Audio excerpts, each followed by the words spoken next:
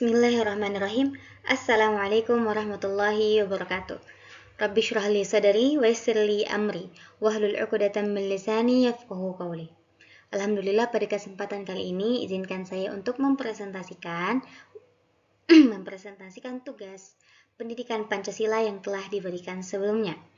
Nama saya Naura Nabil Azhara dengan NIM 2532021 dari Fakultas Psikologi, Program Studi Psikologi Angkatan 2025. Di sini saya akan membahas tentang 7 buah soal yang dimana saya harus menjawab salah, benar, atau kurang tepat. Baik, langsung saja kita masuk pada pembahasan pertama. Bab 1. Urgensi pendidikan Pancasila. Pembahasan pertama. Pendidikan Pancasila di perguruan tinggi terutama ditujukan untuk menghafal rumusan 5 sila agar tidak terjadi disorientasi nilai.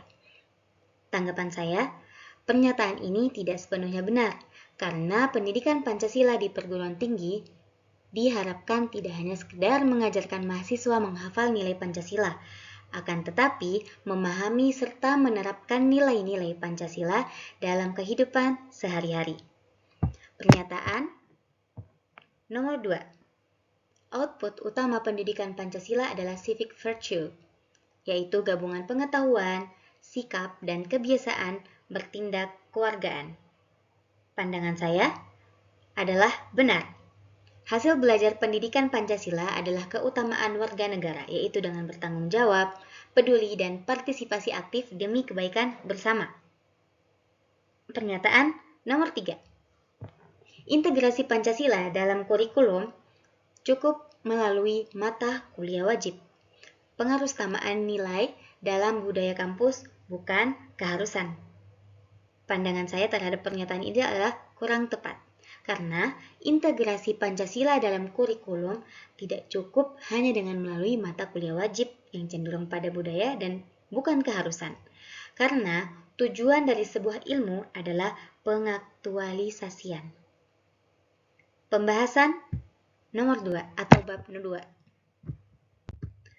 Metode pendekatan yuridis, historis, cultural, filosofis. Pernyataan nomor 1. Pendekatan yuridis menegaskan Pancasila sah sebagai dasar negara karena dicantumkan eksplisit pada batang tubuh Undang-Undang Dasar 1945. Pandangan saya terhadap pernyataan tersebut adalah kurang tepat, karena Pancasila sah sebagai dasar negara bukan karena tercantum eksplisit pada batang tubuh UUD 1945, melainkan dicantumkan pada pembukaan UUD 1945 pada alinea keempat. Pernyataan nomor 2. Pendekatan filosofis hanya menyentuh aspek ontologis, epistemologi, dan aksiologi berada di wilayah etika terapan, bukan kajian Pancasila. Pandangan saya terhadap pernyataan ini adalah kurang tepat, karena pendekatan filosofis mencakup 3 aspek. 3 aspek utama, ontologis, epistemologis, dan aksiologis. Pembahasan nomor 3. Pendekatan kultural memosisikan Pancasila sebagai produk budaya yang statis, agar nilai tidak berubah oleh zaman. Pandangan saya terhadap pernyataan ini adalah tidak sepenuhnya benar, karena Pancasila itu tidak bersifat statis tapi dinamis, artinya tetap berakar pada budaya bangsa dan dapat disesuaikan dengan perkembangan zaman. Pernyataan selanjutnya. Pendekatan historis menegaskan kesinambungan nilai dari gotong royong hingga rumusan 18 Agustus 1945. Pandangan saya terhadap pernyataan tersebut adalah benar, karena pendekatan historis memang menelusuri asal-usul dan perkembangan nilai-nilai Pancasila. Selanjutnya adalah bab 3. Bab 3, Pancasila sebagai sistem ideologi. Pernyataan 1. Sebagai ideologi terbuka, Pancasila memiliki nilai dasar yang tetap, sedangkan nilai instrumental praksis adaptif terhadap konteks. Tanggapan saya adalah benar. Sebagai ideologi terbuka, Pancasila memiliki nilai dasar yang tetap, sedangkan nilai instrumental praksis merupakan penjabaran operasional yang sifatnya menyesuaikan dengan perkembangan zaman. Oke, pernyataan nomor 2 dari bab 3. Karena nilai dasarnya final, ideologi Pancasila tidak memiliki mekanisme koreksi internal dalam praktek kebijakan. Pandangan saya, ini kurang tepat. Walaupun nilai dasar memang tidak dikoreksi, tapi praktik kebijakan dan penerapan nilai-nilainya dapat dan harus dikoreksi. Pernyataan nomor 3. Karena bersifat terbuka, Pancasila tidak layak dipakai sebagai kriteria evaluasi kebijakan publik. Pandangan saya, ini kurang tepat. Justru karena Pancasila bersifat terbuka dan mengandung nilai dasar yang tetap, Pancasila sangat layak dan penting dijadikan tolak ukur evaluasi kebijakan publik.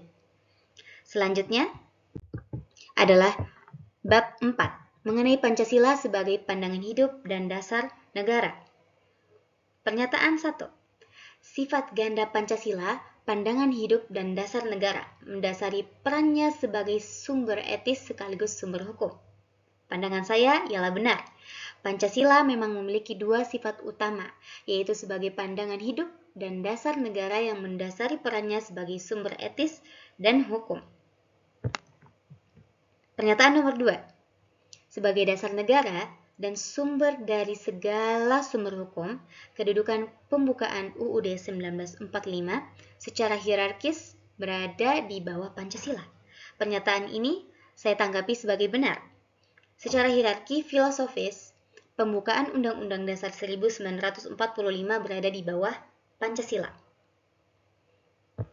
Pernyataan selanjutnya dari bab 4. Sebagai pandangan hidup, Pancasila hanya memberi horizon tujuan tanpa pedoman praktis.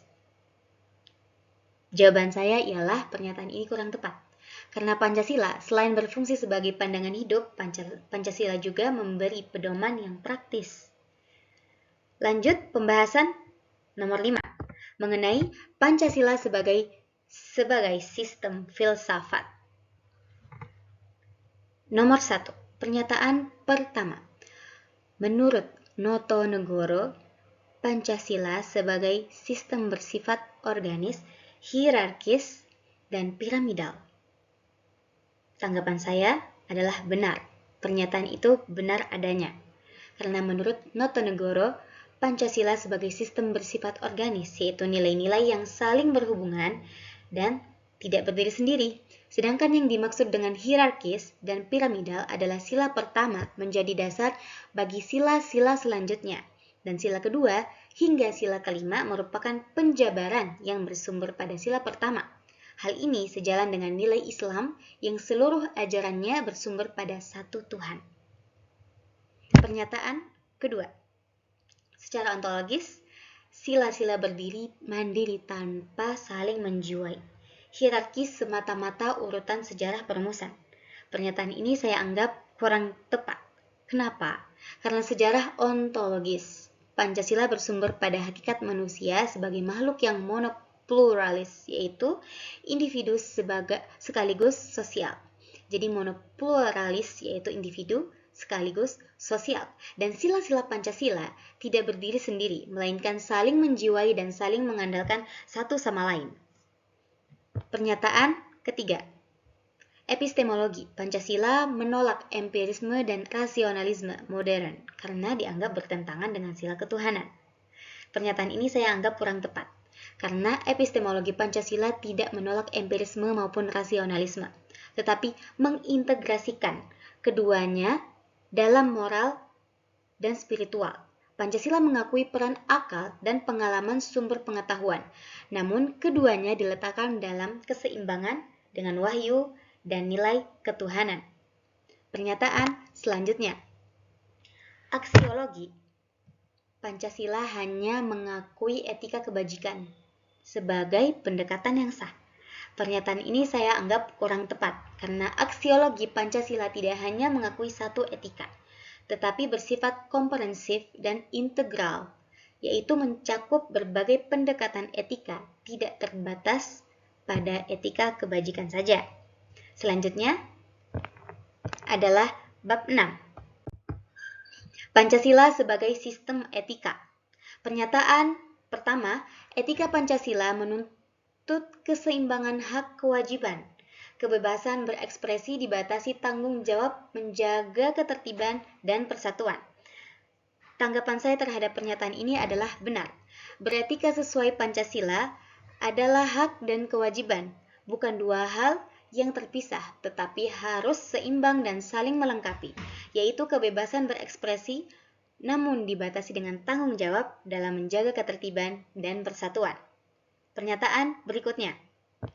Tolak ukur etis Pancasila adalah kepatuhan pada hukum positif semata, karena legalitas identik dengan moralitas.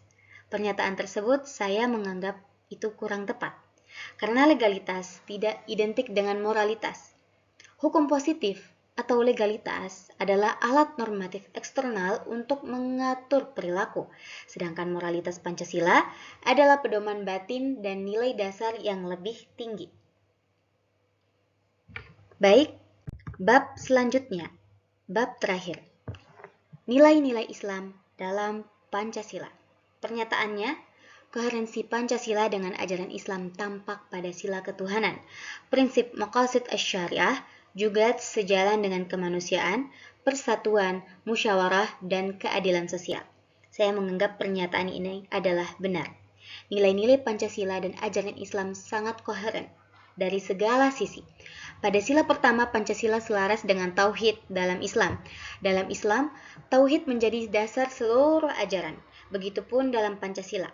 Sila pertama menjiwai keempat sila setelahnya. Nah, keterkaitan dengan prinsip maqasid asy-syariah adalah sebagai berikut. Sila pertama, ketuhanan yang Maha Esa itu selaras dengan hifdzu ad-din, menjaga agama. Yang kedua, sila kedua, kemanusiaan yang adil dan beradab, selaras dengan hifdzu an-nafs, menjaga jiwa. Yang ketiga adalah persatuan Indonesia. Persatuan Indonesia selaras dengan maqasid asy-syariah yaitu hifdzu an-nasl, menjaga keturunan. 4. Sila keempat, kerakyatan yang dipimpin oleh hikmat kebijaksanaan dalam permusyawaratan perwakilan, selaras dengan maqasid asy-syariah, musyawarah, syura.